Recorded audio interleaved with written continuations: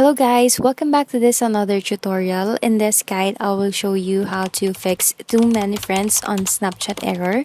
Please watch till the end to properly understand the tutorial. But don't forget to give this video a thumbs up, subscribe, and hit that notification bell. So let's get started.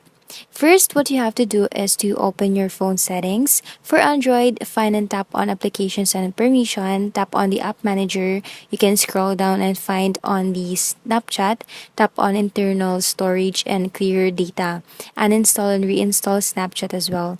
But for the iPhone, you have to go to the settings and go and tap the general.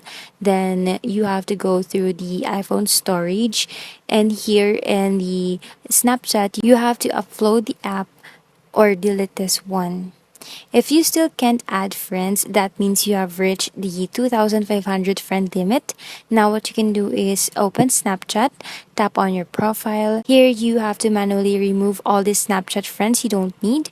Tap on and hold the friend you want to remove, then tap on view friendship, tap on the three dots, tap on remove friend, and you have to do this whenever you have reached the limit for adding new friends. So this is how you can solve and fix the too many friends on Snapchat error. Thank you guys for watching, and I'll see you again on the next video. Bye!